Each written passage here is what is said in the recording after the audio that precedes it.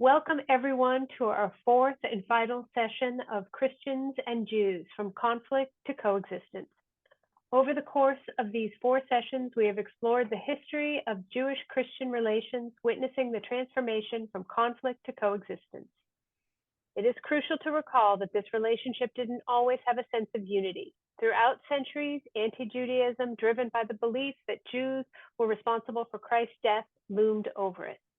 The Holocaust served as a catalyst for the church to initiate its journey towards reconciliation with the Jewish community.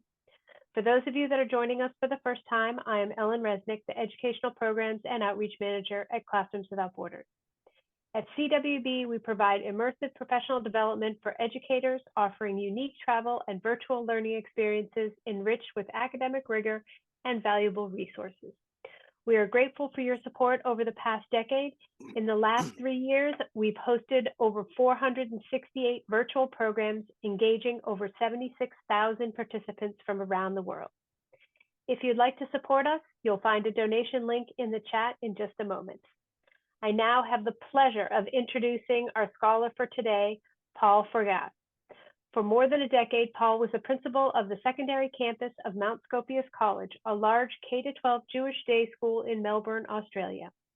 He has also lectured in Bible and Jewish history at Monash University's Australian Centre for Jewish Civilization and taught about Jewish education as well as school leadership in the university's Faculty of Education. Since 2010, Paul has curated and led Jewish study tours to various European destinations under the auspices of the Jewish Museum of Australia. For most of his professional life, Paul has been actively involved in Jewish-Christian dialogue and has worked closely with teachers in the Catholic education sector. Throughout today's program, please send your questions directly to me, Ellen Resnick, in the chat. I'll be sure to adjust my name as I see that I am Classrooms Without Borders. We'll do our best throughout today's session to answer all of your questions. And with that, Paul, the floor is yours. Okay, thank you, Ellen, and hi everyone again for our final session. Let me just share my screen with you and we can get started. Okay, so what we are going to do today, we're actually going to run this in two parts. The first part will be somewhat briefer than the second one, but what I want to do, remember last week we basically finished our discussion by looking at the the very sort of violent anti-Semitic diatribes of Martin Luther. And when we think about the period in which Luther was active, that is a period that is often referred to as the early modern period, the period of the 15th, 16th century is often regarded as the early modern period. So the bulk of the first part of my discussion this morning, or really this afternoon for you folks, it's morning here, is going to focus very much on the 19th century, the first half of the discussion. Now, the reason for that is that when we talk about the 19th century, that's the century that I often refer to as the great century of Jewish transformation. That's the century in which Jews actually entered the modern world. It's the century during which Jews were emancipated, for example, in countries like Italy and Germany, a little bit before that already in France. You know, they left the ghetto walls. So this was a century in which Jews in larger numbers were actually entering the modern world. But before we get there, I want to talk a little bit about the century or so before the 19th century to set a little bit of a context for that particular period. So let's begin and make a statement about that earlier period. And as you can see here in the slide that's up there, modern Europe emerged, as I write here, from the crucible of a movement that I'm sure many of you have heard about, and that is the Enlightenment. Now, the Enlightenment was essentially a movement that began in about the middle of the 17th century. One of the leading figures, by the way, of the Enlightenment was an important Jewish figure by the name of Spinoza, Baruch Spinoza. He's often associated with one of the, as one of the leading figures of this movement. And it's a movement that sort of continued through to about the middle of the 18th century. It was essentially a Western and Central European movement, and some of the things which it emphasized, amongst many others, but this is really a very, very, very brief summary of some of its ideas. So, for example, the people involved in the Enlightenment were very much committed to the idea of primacy of reason over truth revealed from on high. In other words, to arrive at certain truths about the world and about God and about humankind, one did not have to necessarily go to scripture. One did not necessarily have to receive that from some higher being. In other words, one could simply employ one's reason and arrive at those self-evident religious truths, right?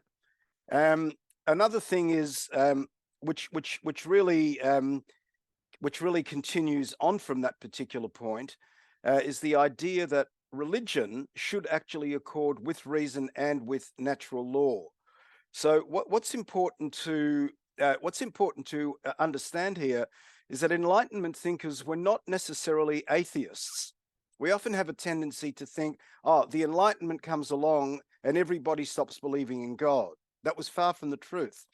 Most Enlightenment thinkers still had a belief in the idea of a superior or a higher being, but what they rejected was the idea that this higher being was necessarily a sort of a personal God, a God who actually intervened in the world and performed miracles and all that sort of thing.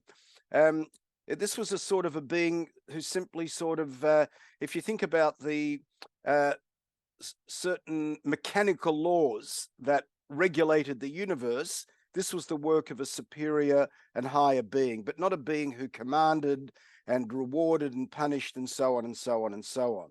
So they did believe in a concept of a God, but not necessarily the God of Judaism and Christianity that was a personal sort of God.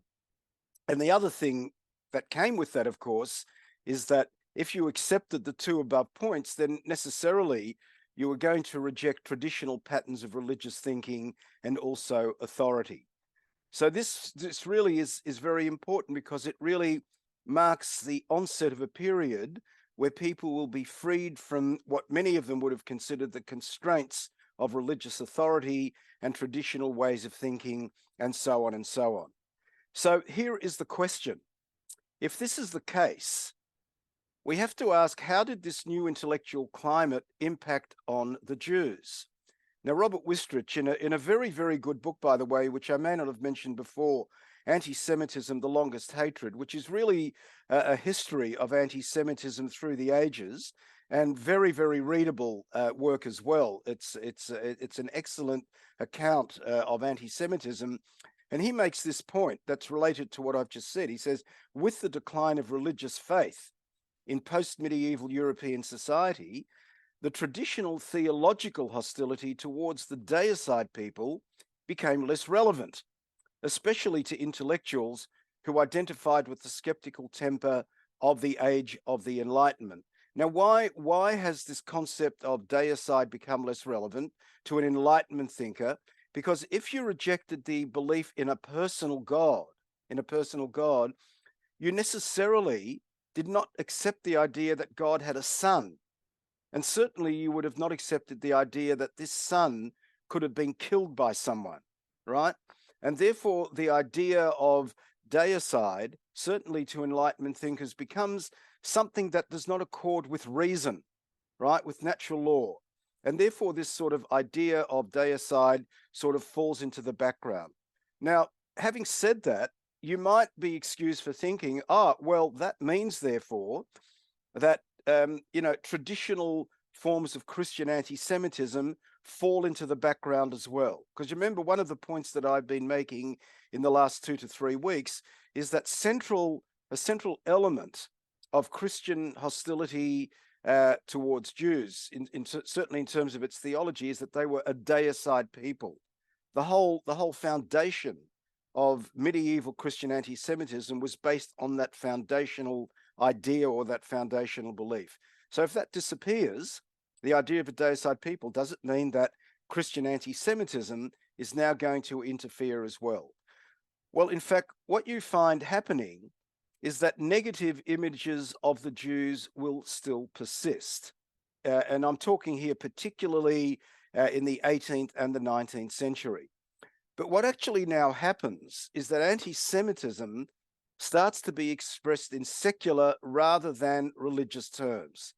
So the sort of the discourse that you pick up, particularly in the 19th century, you no longer hear the traditional theological tropes, but they take on a more secular type of coloring. So, for example, what we find is sort of, if you want, new anti-Semitism drew on the ideas and the rhetoric of classical pagan anti-Semitism. And classical pagan anti-Semitism did not pick up on the ideas of Christianity. By definition, it was pagan, but it did focus on things like Jewish difference, Jewish separateness, Jewish strangeness. Those were the sort of ideas that were not theologically motivated, that they were more sociological in character. And it's those sorts of concepts that secular anti-Semites, if you want, in the 19th century started to pick up on. The other thing also is that there were certainly Enlightenment thinkers who actually viewed Judaism as a sort of a fossilized entity and as an obstacle to progress. For example, this comes as a surprise to many people, but when I mentioned the name Voltaire, those of you who are familiar at least a little bit with the history of the Enlightenment movement, Voltaire is regarded as like one of the iconic figures of the Enlightenment movement. Voltaire expressed some very, very hostile views about Judaism and the Jews based on this sort of idea that Judaism was an obstacle to progress. And then what we start to find is that from the middle of the 19th century, expressions of antipathy towards Jews, in fact, start to move from a theological to a distinctly ethnic, racial, political, and economic sort of coloring. So anti-Semitism starts to be expressed in these more secular terms. However, these newer forms of anti-Semitism are still influenced by earlier anti-Semitic tropes of classical Christian anti-Semitism. It's not as though that completely disappeared, but was sort of appropriated by and imported into these newer ways of thinking about Jews in particular. And what you actually start to see is that these new forms of anti-Semitism were also preceded by antipathetic views about Jews during the opening decades of the 19th century, in the middle of debates and discussions as to whether Jews should actually be emancipated. Because one of the great debates that was taking place, already going back, by the way, to the French Revolution. So when the French Revolution occurred, there was a great debate. The French revolutionaries issued a thing called the Declaration of the Rights of Man. And you would think that a document like that would include everyone, all people in France. But one of the questions that came up for discussion in the French National Assembly was, what about the Jews? Should they be granted emancipation as well? And there was a debate about this. And what you start to see is some anti-Semitic tropes starting to emerge in the context of those particular debates as well. There were certain people who argued, for example, that Jews should not be emancipated because they were somehow different to the rest of the wider society, and these were differences that could never, ever be eradicated. So they should not be emancipated, for example. So here's the question. Given that we have a secularized European world, and we have now a form of anti-Semitism that is largely secular rather than religious, the question then is, to what extent can we argue that Christian anti-Semitism still persisted in the modern world? Or to put it another way, did Christian anti-Semitism, or did Christianity, if you want, in any way contribute to or support modern movements of anti-Semitism which were secular rather than religious? In other words, did Christian anti-Semitism in the 19th century in particular recede into the background? Well, a clue to this can actually be found in a document that was issued by the Vatican in 1998. I'm going to come back to this document a little bit later on, but in 1998, the Vatican issued a very, very important, indeed a groundbreaking document called We Remember, a reflection on the Shoah, a reflection on the Holocaust.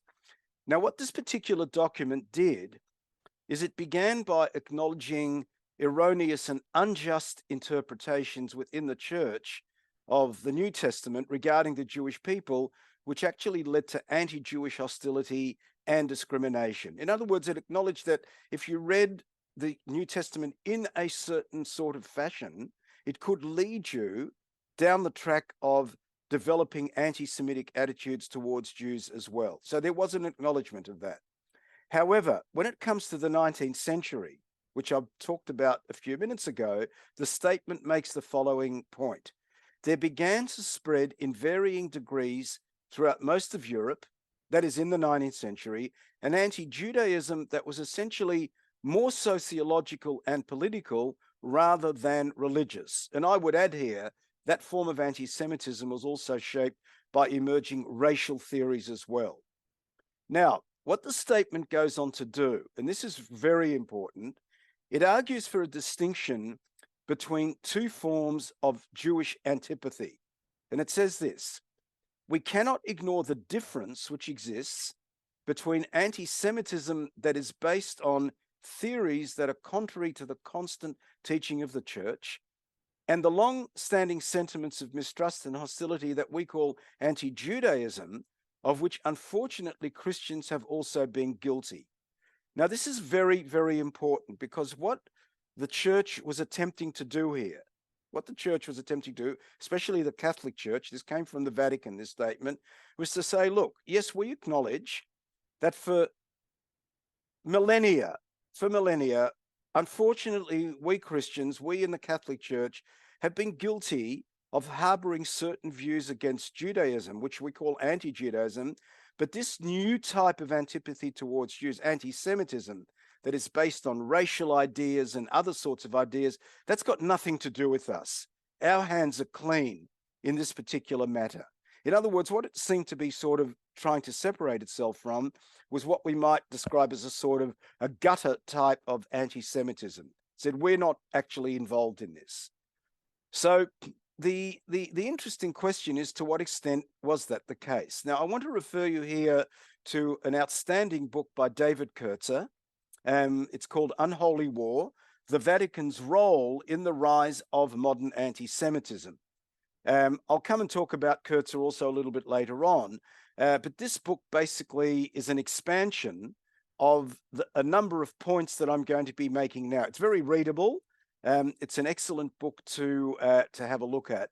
Now, what he does is, by way of reaction to the Vatican's distinction between anti-Judaism and anti-Semitism, where the church, you remember, tried to excuse itself from more racially motivated forms of anti-Semitism, he makes the following point. If Jews in the 19th century began to be accused of exerting a disproportionate and a dangerous influence, and if a form of anti-Judaism, and this is where he quotes from the We Remember document, that was essentially more sociological and political than religious, was taking shape, he argues that this was in no small part due to the efforts of the Roman Catholic Church itself. The notion that the church fostered only negative religious views of Jews, but not negative images of their harmful social, economic, cultural, and political effects, in other words, these things being identified with modern political anti-Semitism, is clearly belied by the historical record. So he argues that this one single statement that the Vatican made, that we're not involved in this stuff, you know, we are guilty of stuff that came before for centuries and it's essentially religious. He argues that when you look at the history of the period, that does not stand up to scrutiny. And basically the whole book is a defense of that argument that he makes, that this is just not the case.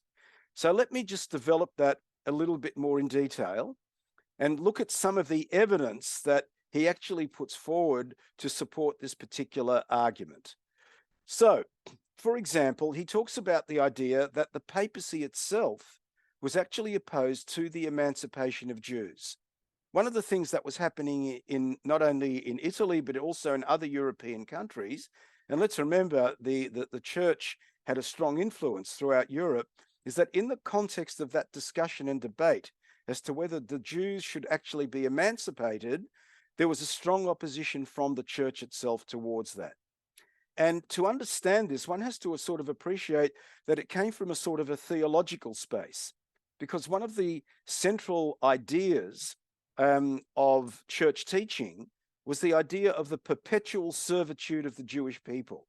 In other words, since the Jews had been guilty of the crime of deicide, they were condemned for all time to a state of perpetual servitude. In other words, Christianity would be at the top, and the Jews would be in a state of servitude for all time. If the Jews were to be emancipated and to be free and equal citizens with others, that flew in the face of that sort of idea. And then there's another thing, which is also related, by the way, to the papacy. In the year of 1815, as many of you will probably know, Napoleon actually, met his Waterloo, as they say. The end of Napoleon came. And what happened is that the papacy regained control of the papal states. Because what happened when Napoleon came into Italy, when the Napoleonic armies came into Italy, what actually happened is that the Pope was forced to flee. Because you have to remember that the French Revolution was essentially an anti-clerical movement. It was a very secular movement. And the Pope was very, very afraid of what would happen to him. And he fled from Rome and deserted really the papal states. But what happened when Napoleon came back is the Pope returned. And what then happened is that civil rights which Jews had obtained under Napoleonic rulers were actually taken away from them. So, for example, whereas Napoleon had broken down the ghetto walls, when the papacy returned to the Vatican, the Jews were actually forced back into the ghettos under very, very restrictive conditions by the then Pope. And then the other thing is that there were efforts by the church to continue to try and convert them. And for example, one of the things that Jews were forced to do again in areas where they lived under papal control was the reintroduction of the yellow badge. You remember this distinguishing item of clothing that had been a feature of Christian anti-Semitism for centuries before. So there was a reversion back to that earlier sort of period. And then we have this fascinating case of the Edgardo Moratara affair. Now that affair, by the way, is related to the point that I have just made. It's related to the desire of the church to convert the Jews to Christianity. The Edgardo Moratara affair is a fascinating story. It's a story that took place in Bologna, which is in the central part of Italy, in about the middle of the 19th century. Now, Edgardo was I think an 8 or 9 year old Jewish boy from a quite well-to-do family, Jewish family that was living in Bologna. And what then happened is that his parents decided to take a short vacation, and they left him in charge of his Christian nanny. She was like looked after him. She was with the family, lived with the family. And what happened while the parents were away is that Edgardo became quite sick, and his nanny thought that in fact there's a danger that he might actually die. And what she did is baptized him, because apparently in Christian teaching, if there's a situation, an emergency situation, one does not necessarily need a priest for a baptism to take place. So she baptized him. Now, when the parents came home and they settled down at home, what happened shortly after is that officials from the local inquisitorial office, because there was an inquisition, of course, in place in Italy and other Catholic countries, they came knocking on their door and they said, "We are coming here to take Edgardo away from your home, and we are going to put him in the charge of the church itself." And the reason they gave for this is that he had been converted to Catholicism, and it was not correct that he should be raised in a Jewish home. They were concerned, if you want, for his newly acquired Christian soul, and they basically took him away from his parents. If you want, a sort of almost like a stolen child phenomenon. They kidnapped him from his home. As you can well imagine, there was an international uproar. International uproar. And the response basically of the Pope of that time, the Italian term that he used was non possumus. In other words, I am bound by doctrine. I cannot do anything. Doctrine prevents me from actually returning him to his parents because he's now a baptized sort of Christian. So this is again another example of that sort of thing. By the way, there is a recently released movie called Kidnapped. It's a movie. It's in Italian. It's an Italian movie, a foreign movie. It's now been released. Steven Spielberg, a number of years ago, was going to turn this into a story into a film, but for some reason or other got distracted, and an Italian director asked Spielberg if he could take on the project, and it is now available to be seen on public release. But that's another example that Kurtzer brings into the fore. By the way, here you have a picture of the little Edgardo, and that's what he looks like when eventually he ended up, he actually was taken to the Vatican, and he was made like a ward of the Pope himself, and he ended up becoming a priest, right? A priest who himself, by the way, was very much committed to the conversion of the Jewish people. So a Jewish child who'd been converted to Christianity. Here is a very well-known painting by a 19th century artist depicting the inquisitors taking the child away forcibly from the family, the mother, of course, fainting as she sees this. And here's an actual photo that was taken when he became a priest. That's his brother and that's his mother. As you can see, they're not looking very happy at all. But that's the Edgardo story. Now, in addition to this, Kurtzer also refers to the role that the Catholic press played as well. And he said it was in no small part through the press that traditional church hostility towards the Jews was actually transformed into modern anti-Semitism. So, for example, he says that on the 2nd of December 1897, the following statement appeared in the official Vatican daily newspaper, L'Osservatore Romano, and at that time we have what was called the Dreyfus Affair. Now, for those of you who are not familiar with this, Dreyfus, Alfred Dreyfus, was a Jewish captain in the French army. And there was a trumped up charge. It ended up being demonstrated that it was trumped up. There was an anti-Jewish conspiracy, and he was falsely accused of treason. And he ended up for a good number of years as a convict on Devil's Island. Eventually he was freed after a huge protest, and it was shown that this was a false charge. And France, by the way, was itself divided as a nation between what they called Dreyfusards and anti-Dreyfusards, people who supported him and people who were against him. Now, the Vatican itself, in responding to the Dreyfus affair, made this statement: the Jewish race, the deicide people, wandering throughout the world, brings with it everywhere the pestiferous breath of treason. And so too is the case in the Dreyfus affair. It is hardly surprising if we find a Jew in the front ranks, or if we find that the betrayal of one's country has been Jewishly conspired and Jewishly executed. Now, what's of course interesting, if you look at this statement, this particular statement combines elements of traditional church hostility, deicide people wandering throughout the world, with modern tropes of anti-Semitism. So it actually combines elements of what the church would refer to as anti-Judaism with actual racialized types of forms of anti-Semitism. So what happens is that Kurtzer comes up with the following statement, which summarizes his main argument. He says, as modern anti-Semitic movements took shape at the end of the 19th century, the church was in fact a major player in all of them, constantly warning people of the rising Jewish peril, which is the sort of language that 19th century anti-Semites were using.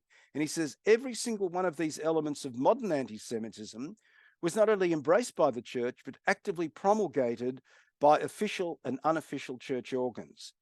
So he goes on to say the transition from the old medieval prejudices, if you want theological type of anti-Judaism against the Jews to modern political anti-Semitic movement that developed in the half-century preceding the Holocaust, found in the church one of its important architects.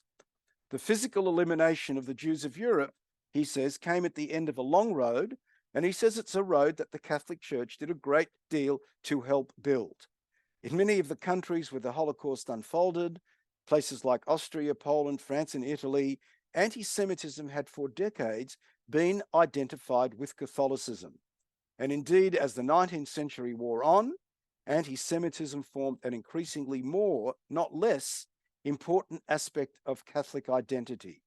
So rather than simply being a vestige of medieval attitudes, the anti-Semitism promulgated in the name of the church in these countries in these years was in many ways something new. Now that's the essence of Kurtz's book and argument. As you can well imagine, when he released this book, it was a little after the statement that I spoke about earlier. The We Remember statement was released in 1998. I think he published his book about 2 or 3 years later as a reaction to that statement. Remember, the church trying to differentiate racialized political forms of anti-Semitism from theologically motivated. He actually says that distinction doesn't hold any sort of water. When he released the book, there was a violent reaction in online and in the press, particularly in the Catholic world, against Kurtzer. And if you actually Google, responses to unholy war, you'll see that there was, a highly organized publicity campaign directed very much against him. So I'm going to stop here now because this is the end of the shorter end, if you want, of the first part of the presentation, and I'll be open up to some questions before we move on to the next part. Fantastic. So, so far we only have one question in the chat, and it's from Jeanette. Her question is, in case of an emergency, can any Catholic baptize? Okay, so I have to qualify this by saying my understanding is, not being a Christian, not being a Catholic, I am not particularly attuned to the finer points of Catholic practice and so on. But yes, my understanding is that in an emergency, when a priest is not available and accessible, and you believe that the person is really about to die or whatever, my understanding is that yes, that is the case. I forget what the term is, but there's a sort of a technical term that actually describes that particular form of baptism. And that Jeanette has qualified her question. She said it wasn't a question, it was a statement. So she has some authority. Okay. If anybody else has a question, please drop it in the chat. At this point, I just had that one statement by Jeanette. Okay. I don't see anything else coming in, Paul, so you can continue. As I say, when you're selling a house, going, gone. So I am sort of moving on. Perfect. Okay. So let's move on to the next part of the presentation. And this is where I'm going to look at the Holocaust and Catholic, particularly Catholic, but Christian Jewish relations. So what I want to do in the first instance is I want to start by talking a little bit about the churches and the issue of their relationship to the Holocaust. And the fact that this is an important topic is underlined by these two statements. So when we go back to the We Remember statement, you remember the statement that I referred to earlier that was issued, a reflection on the Shoah, this remarkable statement that was made, and this is, you can understand why this was regarded as a groundbreaking document. In that particular document, it said the fact that the Shoah took place in Europe, that is in countries of long-standing Christian civilization, raises the question of the relationship between the Nazi persecution and the attitudes down the centuries of Christians towards Jews. Now, if you think about it, that is a remarkable statement, because what this statement is actually saying, not saying that Christianity caused or directly led to the Holocaust, but what it's saying is certainly accepting the idea that many of its anti-Jewish attitude sowed the seeds, plowed the soil that could make possible a Holocaust.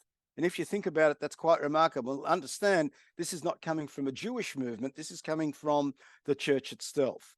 And in Australia, for example, Mark Lindsay, who is a local Catholic theologian, he actually goes even further and asks almost a rhetorical question. He says, what of the churches in the midst of this nightmare? As communities of faith that were supposedly committed to peace, equality, and in the truest sense of the word philanthropy, how did they and their leaders respond to the challenge of the Shoah? And that's the question that we are now going to look at and deal with. I want to begin very, very briefly with a statement about the churches in Germany, because most of my discussion is going to turn really to the Vatican in particular. But I want to begin by saying a few things about the churches in Germany. Now, it's important to understand that when we talk about the approach of both churches in Germany, by which I mean Protestant and Catholic, the general approach of churches in Germany was really to avoid public confrontation and antagonizing Nazi officials. That was the approach. Don't do anything to upset them. And the reason for that is that they wanted to protect the institutional interests of the church in the midst of a totalitarian state, right? And both Catholic and Protestant leaders, certainly becomes clear, seemed really unable or really unwilling, if you want, to stand up to one of the great evils of human history, and they often showed lapses of vision and determination. Now, that pretty well sort of summarizes the attitude of the churches in Germany. And as we'll see a little bit later, throughout Europe, in the context of the Vatican, this was not all that different. Now, so what actually happened? Franklin Little, who has written about this particular question, the German churches in the Third Reich, makes the following point. The established Roman Catholic and Protestant churches of Germany, he says, entered crippled into confrontation with the dynamic ideology and policies of the German Third Reich. He says Nazism was a populist movement, potentially genocidal from its beginnings. And what the problem was is that the church leaders mistook it for just a political party. The church establishments were neither equipped for confrontation with the state, nor financially able to resist, nor armed with a theoretical, that is, theological basis for resistance. Now, what is important to understand here is that it's a little bit more nuanced than this, because what is very clear is that debates were taking place within amongst church officials within Germany as to where they could stand against Hitler and to somehow try and compromise with this polity. In other words, where to remain silent and where to speak out. And I'll give you a very, very good example of this. In 1940, two of the Catholic and Protestant church leaders intervened against the Nazi policy of euthanasia for the elderly and the handicapped, right? This is not necessarily Jewish. It was just trying to sort of, eradicate from the German population people who were regarded as unfit in some way, intellectually handicapped, elderly, and so on. So they took a firm stand on this, but when it came to the Jews, they chose to say nothing, right? So it's not as though the church did not stand up, but it stood up in a selective sort of way. And we find, for example, even as late as 1942, and we actually know this from the minutes of the German Protestant council meetings, show that they were particularly oblivious to what was going on around them. And by 1942, word was coming out as to what was happening in places like Auschwitz and other places as well. So in other words, the church was selective in where it stood up. And by the way, because of the stand that it took, in 1940, the Nazis moderated their policy on euthanasia. So that's an important thing to keep in mind. And then the point that I go on to make here as well is that inaction by the church, and this is an important one, actually gave individual Christians throughout Germany an alibi for passivity, right? If the church is not saying anything, why should an average citizen in Germany say anything as well? And this was particularly well expressed by a Lutheran pastor by the name of Martin Niemöller, when he was actually asked in 1946, after the war, by a group of students as to why the church did not get involved. And he made this very, very famous statement. He said, first they came for the communists, and I didn't speak up because I wasn't a communist. And then they came for the Jews, and I didn't speak up because I wasn't a Jew. Then they came for the trade unionists, and I didn't speak up because I wasn't a trade unionist. They then came for the Catholics. I didn't speak up because I was a Protestant. And then they came for me, and by that time, no one was left to speak up. Now, of course, that remains today one of the most important sort of quotes that people often talk about in terms of not being a bystander to any form of prejudice and discrimination and so on and so on. Very, very, very powerful sort of statement that came out from Niemöller at the time. Now, the fact remains that there were instances of resistance, and I say instances because this was not widespread. And I want to give you some examples of what we are talking about. So firstly, we have the very, very well-known and important figure of Dietrich Bonhoeffer. Now, Bonhoeffer, excuse me, was a Lutheran theologian, and he was a leader of a particular branch of the Protestant church in Germany known as the Confessing Church. And many of the key figures of that church, including Bonhoeffer, were actually harassed and abused because of their anti-Nazi activities. So the members of the Confessing Church did stand up to the Nazis.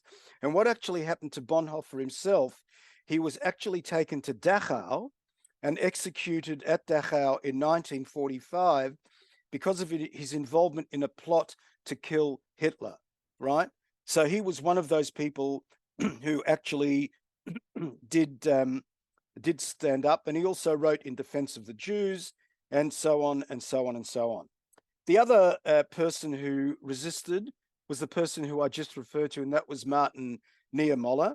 Now, Niemöller was also a member of the Confessing Church, the same one as Bonhoeffer, and he actually spent most of the war years in prison because of his anti-Nazi activities. But probably the person who really stands out is an individual by the name of Bernhard Lichtenberg. Bernhard Lichtenberg was actually not a Protestant. He was actually a Catholic priest.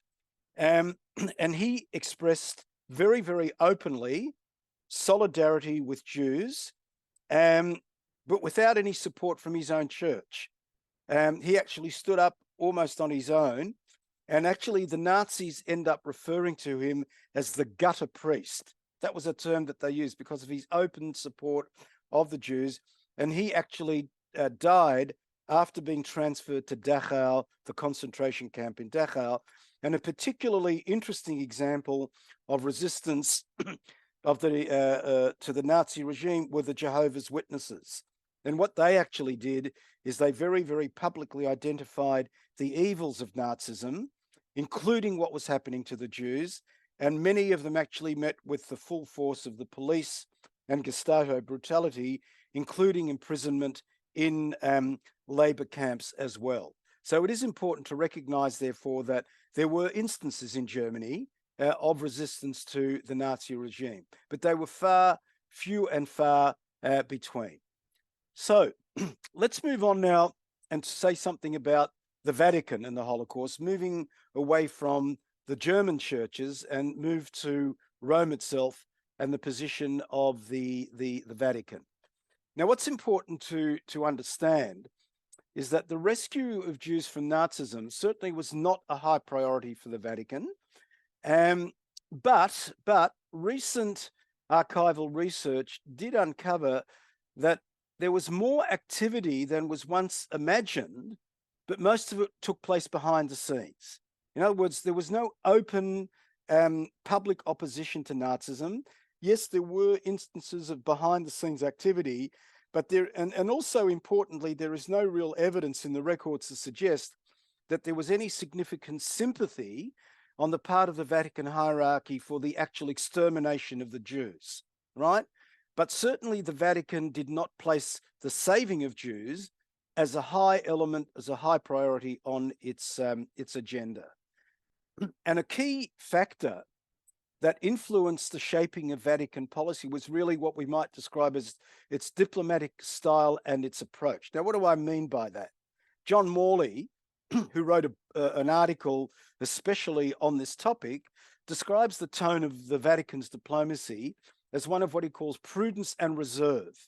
What do we mean by that? They did not want to offend any nation, especially Germany. And he makes the point that with this sort of policy, a policy of prudence and reserve, had really a straitjacket effect on the Vatican's diplomacy. It was sort of like locked in and had nowhere to really move in making statements about the Jews and the Jewish people and so on. And Michael Maris, I don't think he's with us any longer, but Michael Maris was an important scholar at the University of Toronto, a Jewish scholar, by the way, and he makes the following point. He characterizes the primary goal of Vatican diplomacy as one of political neutrality and one that was interested in safeguarding the institutional interests of the church. So when the murder of Jews began in earnest, that's of course when the genocidal program started to go underway, the Vatican actually, he says, refused to issue more than the most general of condemnations. But he also makes this point. We should not jump to the conclusion that Vatican policy was motivated by simple hostility or deep-seated anti-Semitism or a callous indifference to the Jews. Rather, he argues that the evidence points to really what we might describe as a resolute commitment to the Vatican's traditional policy of reserve and conciliation. In other words, remaining neutral. In other words, the controlling interest of the Vatican was the preservation of the church, and everything else took second place. I know that distinction can seem rather fine, but it's important to understand that this is a Jewish scholar making this very, very important point, that he says just because the church did not stand up at a point when it became very clear that Jews are being murdered throughout Europe, we should not necessarily say that that was motivated by anti-Semitism and hostility. It was simply the church taking itself as number one. Looking after number one is what motivated this particular thing. And Nora Levin, I think, makes the point probably much, much more powerfully when she says the priority of church survival led the Vatican to view the Jews as unfortunate expendables.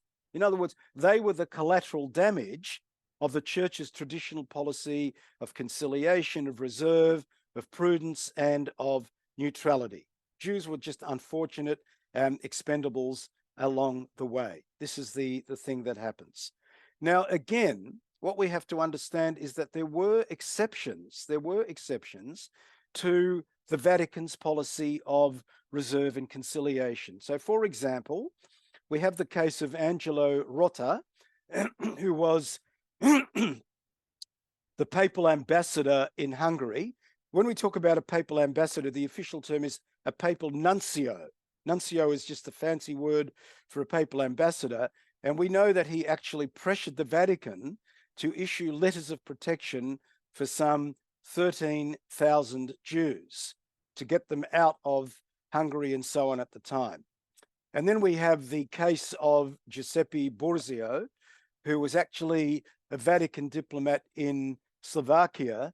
And he wrote a report. He sent a report to the Vatican. And you've got to remember, this is in October 1944, when it was very clear. Nobody could say, we don't know what's going on. The murder of Jews was really very, very clear. He sent a report to the Vatican then and said, I could not see a shred of compassion or understanding for the persecuted. In other words, he identified very clearly with the suffering of Jews in Slovakia at the time. And then we have the case of Andrea Casulo, who was the nuncio, the papal ambassador in Romania.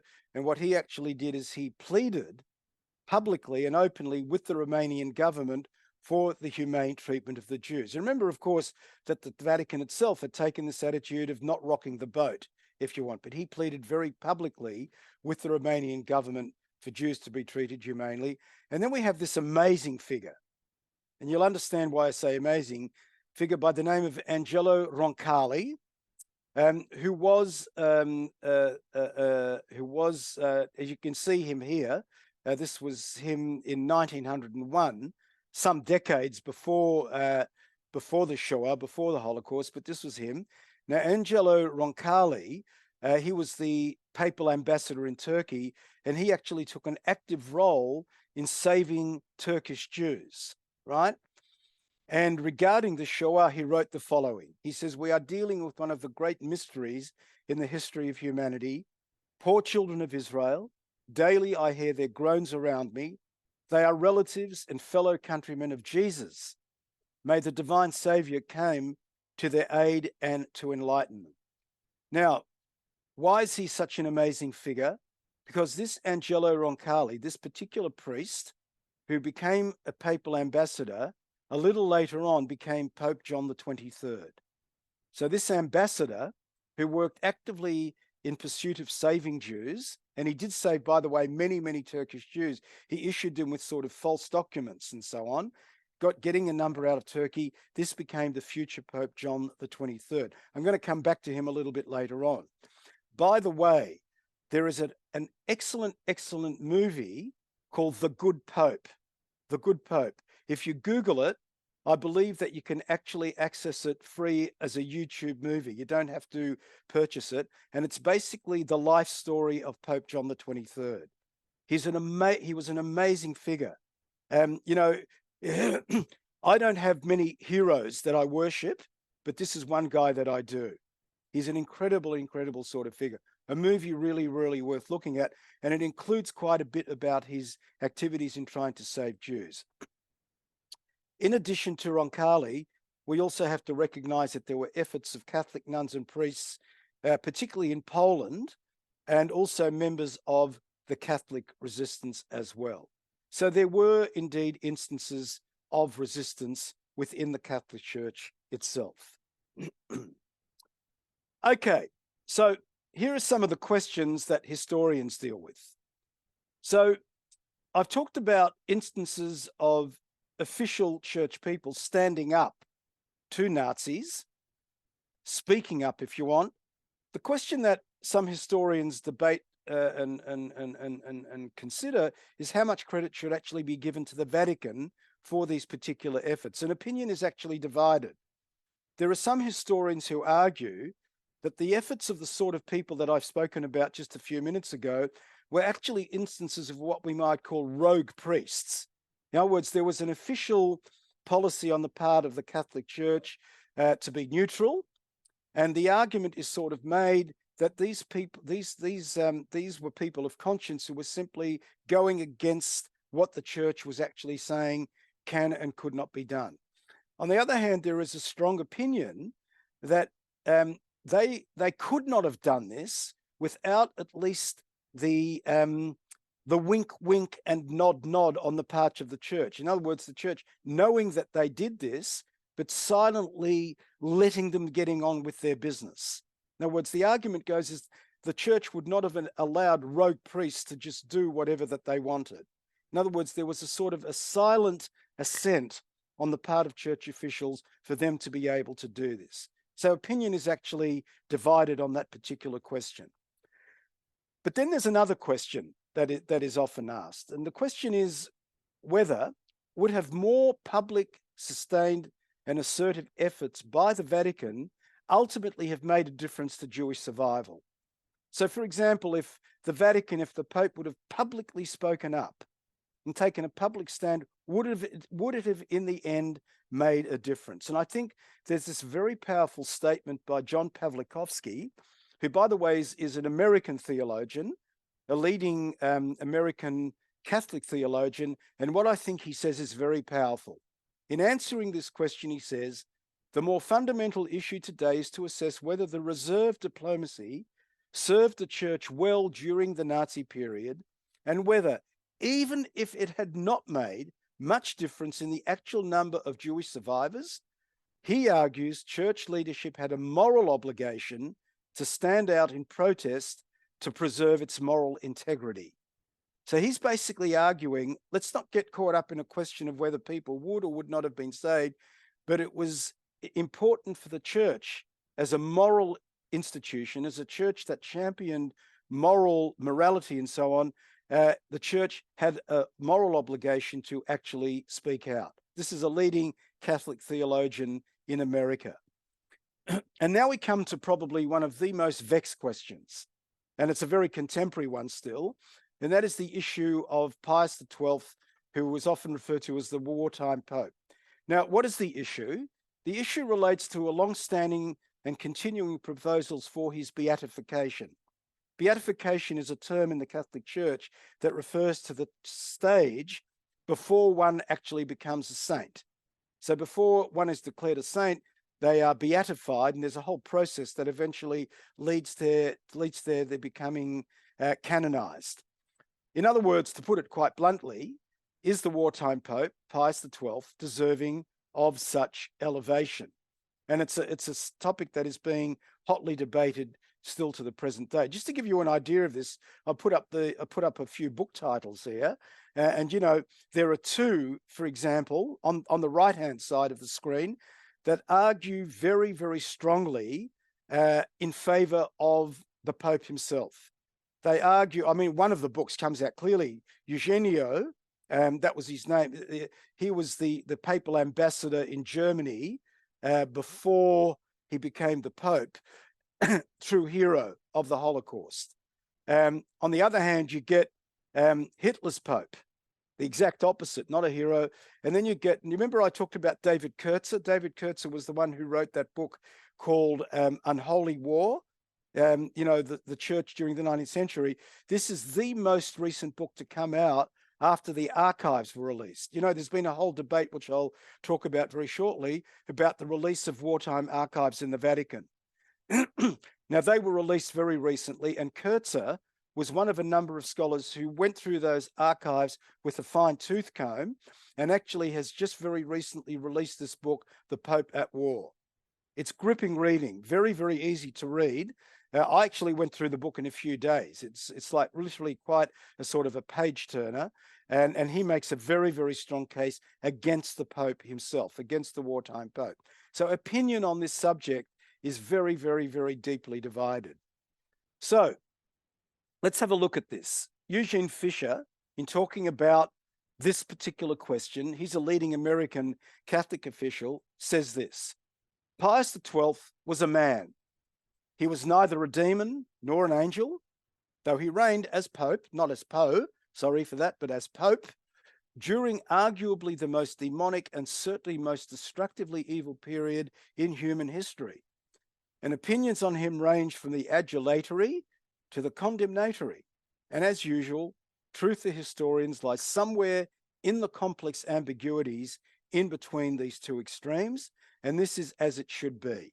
Now, some people, in talking about Fisher, he's a very significant individual, has played a very, very important role in the fostering of Jewish-Christian relations. Some people sort of accuse him of being a fence sitter. But, you know, to a certain extent, that's the nature of history. Often the truth in history does fall often somewhere in the middle, but that's the position that he takes. On the other hand, we come to Yehuda Bauer, who's probably one of the leading historians of the Holocaust in Israel today, very closely associated. I don't know why I keep writing Poe instead of Pope. I don't know what was going on. But anyway, he says, if the Pope had spoken out just once, he may not have saved any Jews, but he may have saved his soul. I think a very, very sort of powerful statement. And then Friedlander, an English rabbi and a Holocaust commentator, says, ask the question, who is a saint in a time of evil? And he says, in answering the question is not whether Pius XII was evil, but was he a saint? That's the question. And I have to ask the church to reassess its conscience. Does not sainthood imply some sort of superhuman effort? Superhuman. And if the church wants to be a teaching testimony to everyone, should it not take extra care, even if it leaves the establishment of those days less than perfect? Now, for me, this is probably the most resounding statement on this question of whether he should be beatified and eventually made a saint. Because what I think he is saying is that a saint is placing someone above the ordinary human level. You have to have done in your life something extraordinary to be declared a saint. And he sort of argues that I'm not saying that Pius was an evil monster. He was just an ordinary man. Ordinary men are not saints. Ordinary people are not saints. for ordinary people to be turned into saints, they have to do something extraordinary. And he argues that there are real questions hanging over the question of whether Pius XII should be put into that particular category. And he says really matters should simply be left as they are. So that is some of the debate. Now, the other thing that is interesting is that there's been a more recent controversy, which, by the way, was resolved in with Pope Francis very recently, but it was basically a debate about the release of the Vatican archives. Now, basically, what the debate comes down to, or what the discussion comes down to, is the question of whether the wartime archives should have actually been released. And this was a rather vexed sort of question, because what actually happened is that quite a number of years ago, there was a commission formed. I think it was in the 1990s, if I'm not mistaken, in the 1990s, when this whole debate was going on about let's release the wartime archives, and that way we can finally settle the question of the wartime pope. And there was a great deal of reluctance on the part of the church to reveal anything. What they ended up doing is forming a commission. I think there were 3 Jewish scholars and 3 Catholic scholars. And what they did is they only released 11 volumes. They selectively released 11 volumes. And when those particular volumes were actually released, the scholars basically started combing their way through them. And over a period of 16 years, they studied these particular volumes, and they came to the following conclusion. And they said that no serious historian could accept that the published edited volumes that have been put in front of us could put an end to the story. Part of the problem is that the 11 volumes that had been released were selective, and they were not even chronological. So it was very, very difficult to put a sort of a coherent narrative together as to what was the policy of the church during the period of the war. And they said, on the basis of these 11 volumes, we really can't draw any definitive conclusions. But what the volumes, by the way, were not meant to be released, I think, for another 10 or 12 years or whatever. But what happened in 2019 is that when Pope Francis became the Pope, he became the Pope a bit earlier than that, he actually announced that all of the archives would be released in March 2020. He actually said, we have nothing to fear from history. So he was prepared to allow the archives to be released well in advance of the official date. Unfortunately, March 20 was just before COVID hit. So when they were released, the scholars who wanted to really get their hands on this only had like a week or two, and then they had to stop their search through these particular archives. By the way, David Kurtzer was amongst those particular scholars, and it was not until the end of the COVID crisis that scholars actually returned to have a look at those particular archives. Now, Kurtzer was one of those scholars, and as I said to you, he has released his book, The Wartime Pope, the Pope at War, and it's probably the most recent book on this particular subject. And really, when he argues that when you look at the particular documents, they really make it very, very clear that the institutional of the interests of the church took first place when it comes to the Jews.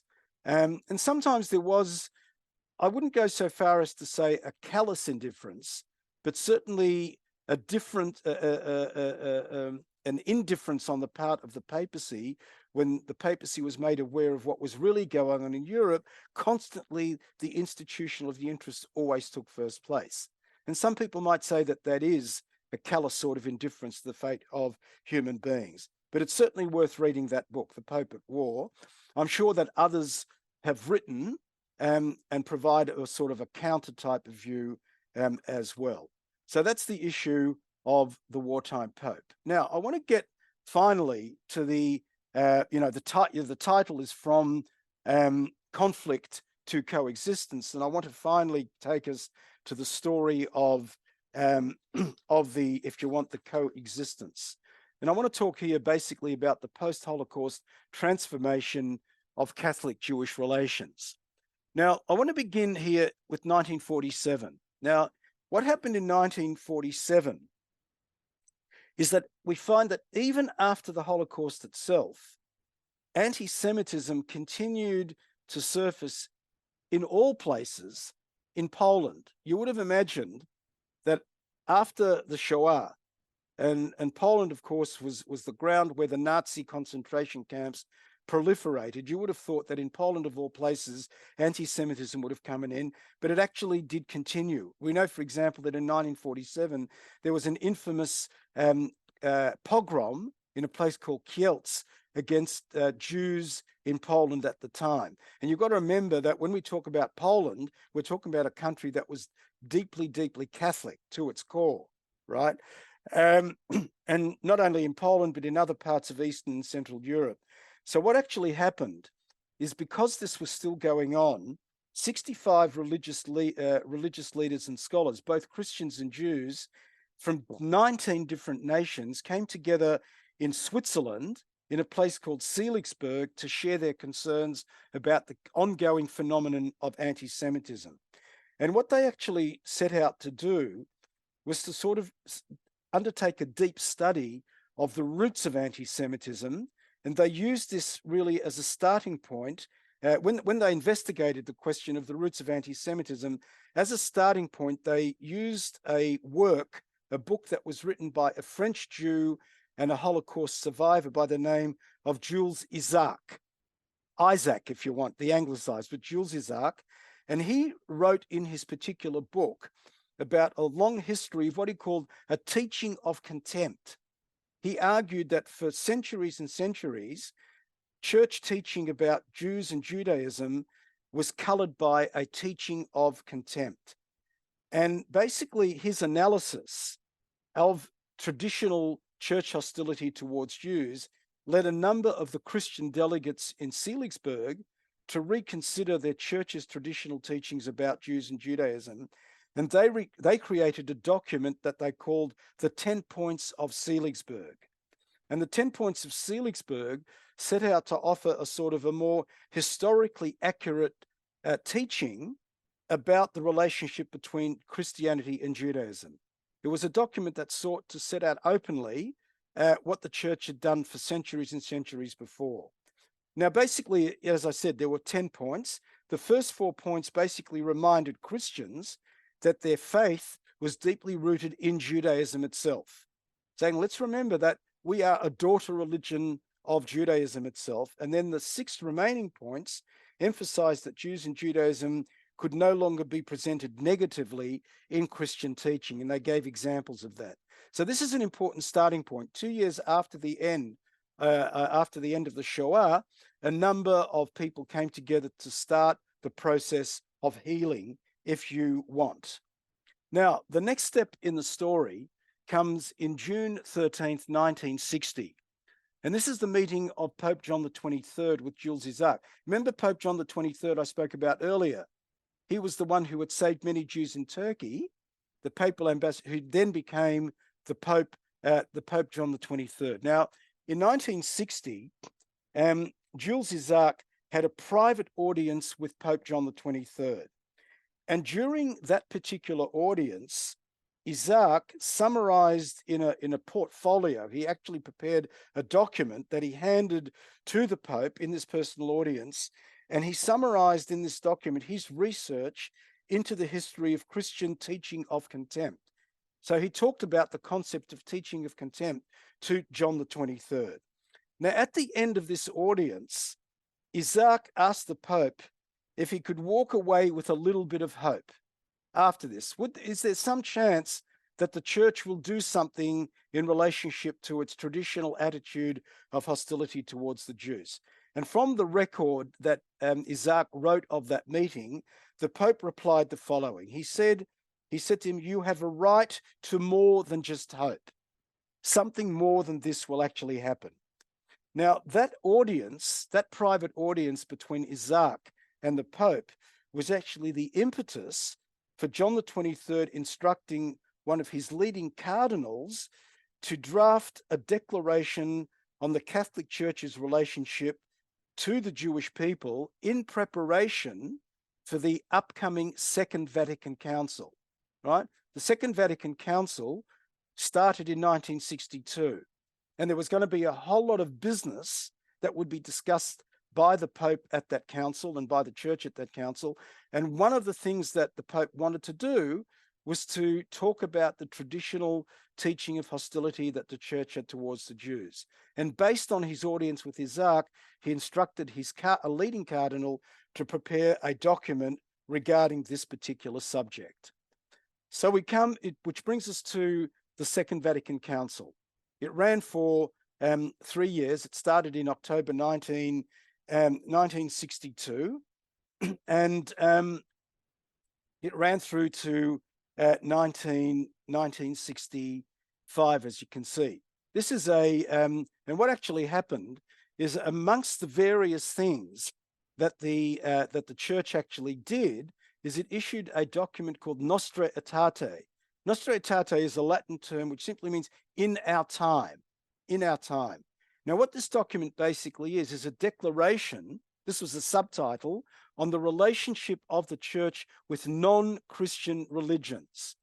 It wasn't a document just about the Church and the Jewish people, but non-Christian religions. So, for example, the opening section of the document deals with the relationship between the Church and Islam, for example. But the greater part of that document deals with the relationship of the Church to the Jewish people. I think it's section 4. I'm not going to go through it with you, but on pages 11 to 12 of your notes, read it in your own time. It's probably the most important document to come out from the Church in the post-Holocaust situation, right? And the particular section on the Jews, you can identify there for yourself. But I've given you a copy of that for you to read. So that was Nostra Aetate. By the way, this is a photograph of the bishops and cardinals that came together at the Second Vatican Council. I mean, it's amazing, because all of the bishops throughout the whole of the Catholic world came together in the Second Vatican Council. I think the last time that there was a council of this type was sometime in the late or the very early 20th century. Councils of this sort are not called together at the drop of a hat. There has to be very, very important reasons for doing so. The primary reason that John the 23rd wanted for this council, the primary reason, he said the Church has to be brought into the modern world, right? And he basically called the bishops together. He said, we have to start reconsidering many of our attitudes and policies in the context of the modern world in which we now live. And one of those issues was, what is our relationship to religions that are not Christian, and in particular the Jewish people? So that's Nostra Aetate. What then happened then is that on the back of Nostra Aetate, there were a number of other important documents. And I'm just going to list them for you. For example, there were guidelines on how to implement Nostra Aetate. You know, it's one thing to talk, but, you know, to use that expression, you also have to walk the talk. How do you actually walk the talk? And these were guidelines and suggestions on how the ideas of Nostra Aetate. There was also notes on the correct way to present Jews and Judaism in preaching and in catechesis, that is, teaching religious instruction in the Roman Catholic Church. How do you avoid the traps of falling into sort of anti-Judaism when you teach and when you preach? There were criteria for evaluating dramatizations of the Passion. Now, the Passion is, of course, the story of Jesus' last week. And for centuries, they used to perform what we call passion plays around about the time of Easter. But those passion plays often were vehicles for deep-seated expressions of anti-Semitism. So it's not as though they said you should not perform a passion play, but how should you actually perform a passion play that does not perpetuate tropes of anti-Semitism?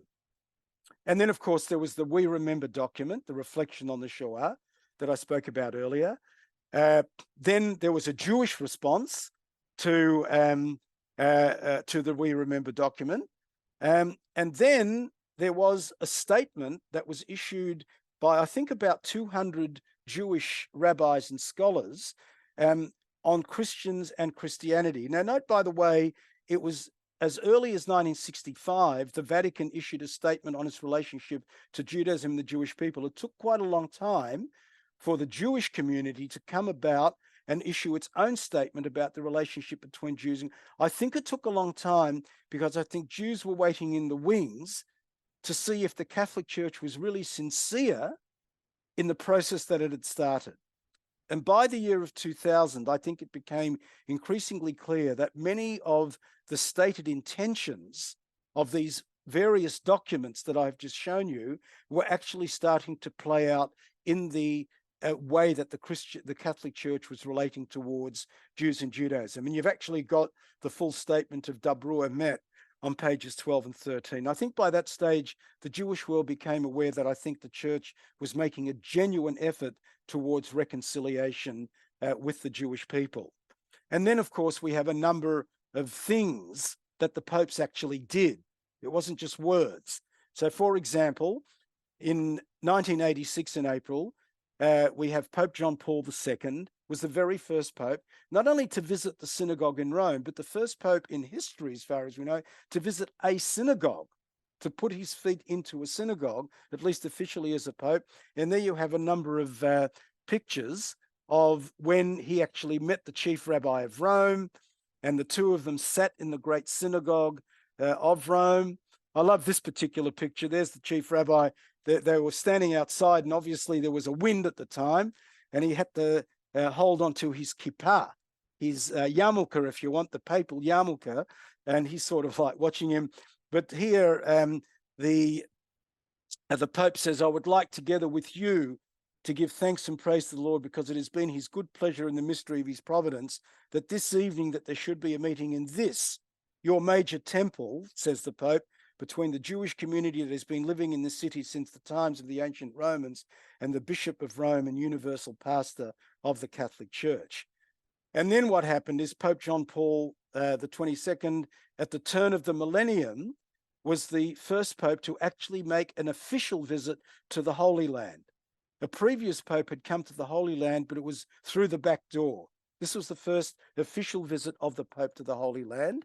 And this is this beautiful, beautiful picture of him being at the Kotel, at the Western Wall, you know, where people put little notes into the cracks of the wall. I mean, when he did this, he was very frail. When you actually watch videos of the Pope approaching the wall, you can see he's barely walking. And he comes to the wall and he writes this note, and he says, "God of our fathers, you chose Abraham and his descendants to bring your name to the nations. We are deeply saddened by the behavior of those who in the course of history have caused these children of yours, that is the Jews, to suffer, and asking your forgiveness, we wish to commit ourselves to genuine brotherhood with the people of the covenant, that is the Jewish people themselves." Signed, John Paul the 23rd, and so on. And then while he was in Israel, he also visited Yad Vashem. Now, Yad Vashem, of course, is the national memorial in Israel to the Holocaust. It's a museum, but also a memorial. And you have this amazing picture of what actually happened is he actually met there was a whole row of Holocaust survivors who lined up to shake hands with the Pope. Now, this is an amazing story. You can see him speaking very closely to this woman. Now, they were speaking in Polish to each other, because he was a Polish Pope, of course, as many of you would know.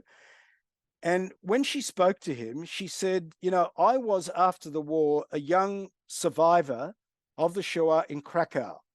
And she said, "I was at the train station where Jews were at the train station being taken off to displaced persons camp, right, etc." She said, "I was sitting at the train station, weakened by years of abuse and so on." And she said, "A young priest saw me sitting on the ground and I was hardly able to stand up, took me up and lifted me in his arms and took me to the train, helping me." And she said, "That young priest was you, Pope John the 23rd, right?"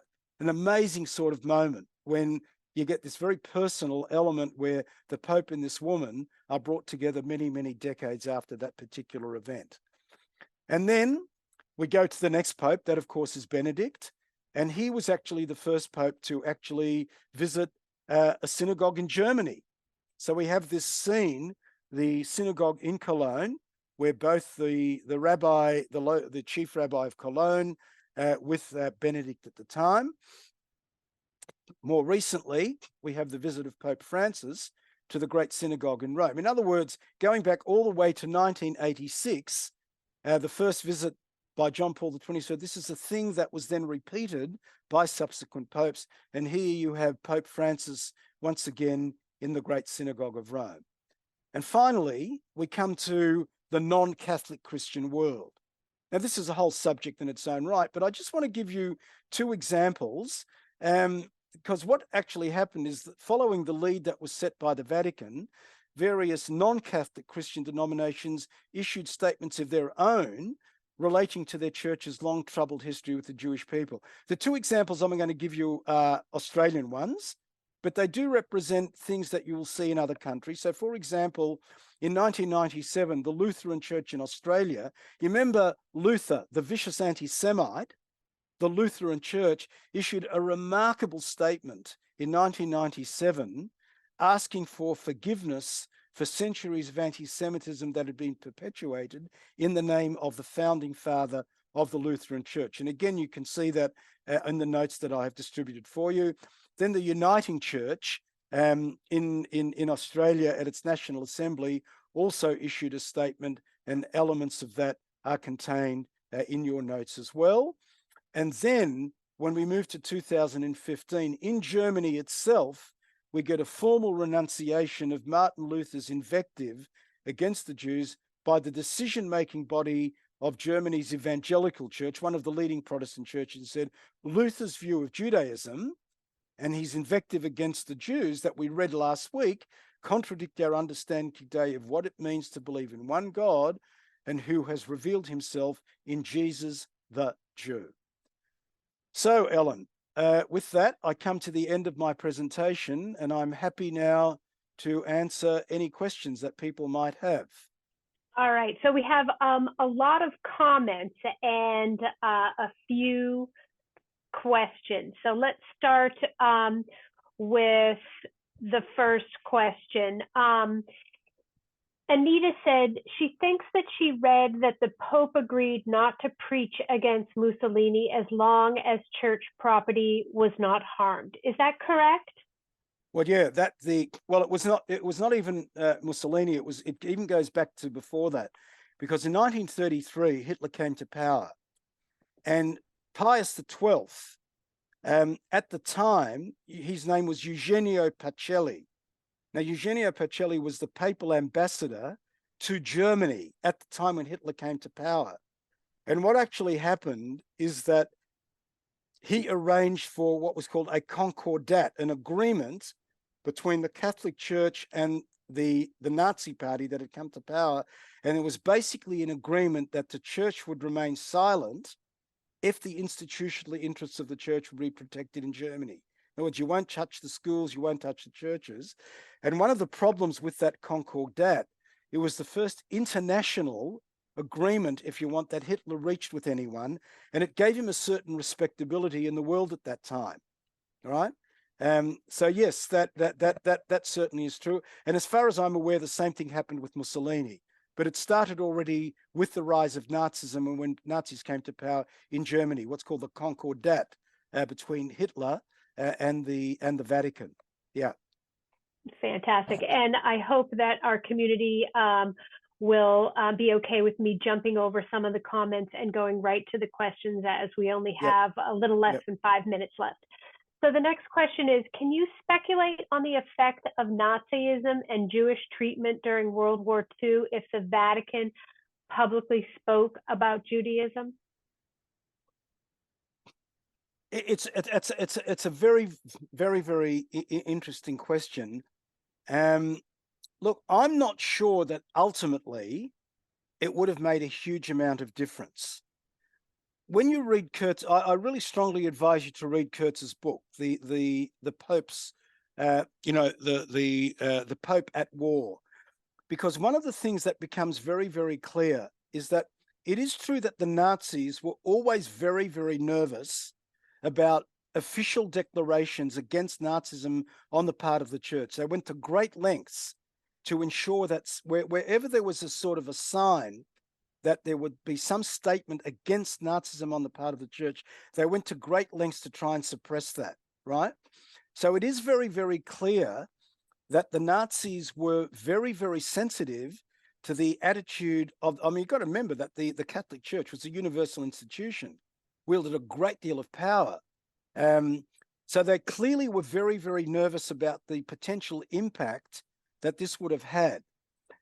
So on the one hand, you could argue that if the church would have spoken up publicly and perhaps had aroused the sympathy of its huge numbers of followers throughout Europe, there might have been the sort of protests that would have erupted that might have led to the Nazis at least modifying their behavior towards Jews. You could argue that case, but you could just as well argue that if the Nazis would have spoken up very publicly, if the church would have spoken up publicly, the Nazis would have gone to great lengths to suppress them in a very, very harsh sort of way. I mean, you've got to remember that the Nazis were not themselves particularly interested in being faithful Catholics or Protestants or whatever. So you could argue it either way. And I think Kurtz's book allows you to understand the sort of between the rock and the hard place that the church found itself. And I think when you read that book, you could argue the case, but certainly it's very clear that the Nazis were very nervous about the church making public declarations against the church itself. So then the next question is, were there any so-called rogue priests punished by the Vatican or their superiors for their actions? Well, that's the interesting thing. In fact, all of these actions on the part of Catholic nuncios, the church did not remove them, for example, from their positions. So it's interesting they were allowed to continue with what they were doing, which leads me to believe that they were not rogue in that sense, that I think they went on with whatever that they did, and the church sort of pretending not to notice. I suspect that that's what was probably going on. All right, great. And I think we have time for one more question, and it's a long one here. Do you agree with Favret Sada that in the early 20th century, there was no clear distinction between race, religion, nationality, what would become known as ethnicity, as support for the proposition that it was the refuge of the Catholic Church to distinguish between an anti-Semitism based on race and anti-Semitism based on religion? I'm not sure if I understand fully the thrust of the question, but I'll simply go back to Kurtz's point, and I think this is the important one. I think what becomes clear when one of the criticisms of the We Remember document that was issued in 1998, a lot of Jewish figures very publicly came out and said, this is a remarkable statement. The church has come a long way in recognizing that there was some sort of, the church had plowed the ground and sown the seeds for Nazism and the Holocaust to be made possible. But the greatest criticism that was directed against the statement was the very strong language that was issued on the part of the church to distinguish between ethnically, racially motivated anti-Semitism and theologically one. And it was very clear that the church was very nervous about not being identified with that sort of more racial, modern or new anti-Semitism, and it went out of its way to resist that association.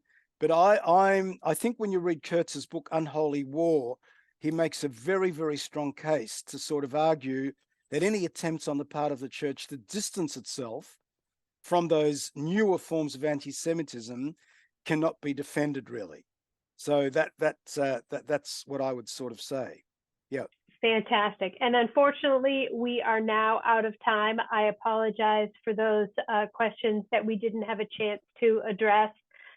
Before we began our session today, Paul and I were discussing his next series and what that will look like. So we'll be excited after the beginning of the new year to share that with you. I want to thank Paul for your excellent presentation and this entire series. In the chat, I'm getting so many comments, outstanding presentation. Thank you for your expertise. Thank you for sharing with us. I also want to announce that tomorrow at 2 p.m. Eastern Time, we're starting a series with our Jerusalem-based scholar, Avi Ben-Hur, where he will give an update on Israel on consecutive Wednesdays at 2 p.m. Right now, my colleague Erica will drop that link in the chat for you. We also are so very fortunate to tell you that Rabbi Jonty Blackman is safe and well in Israel, and he is going to begin a series for us, Reflections on the Israeli Home Front 2023, where he will look at individual stories. So as opposed to the geopolitics that Avi will be focusing in on his Wednesdays, Jonty will be focusing in on some more personal stories. And that series will begin this Monday, the 30th at 3 p.m. Erica will also drop that link for you in the chat. As always, all of our events can be found on our website, www.cwbpgh.org/events. And as you know, our programs are free to reach as many people as possible. To support us, please visit our website to make a donation online.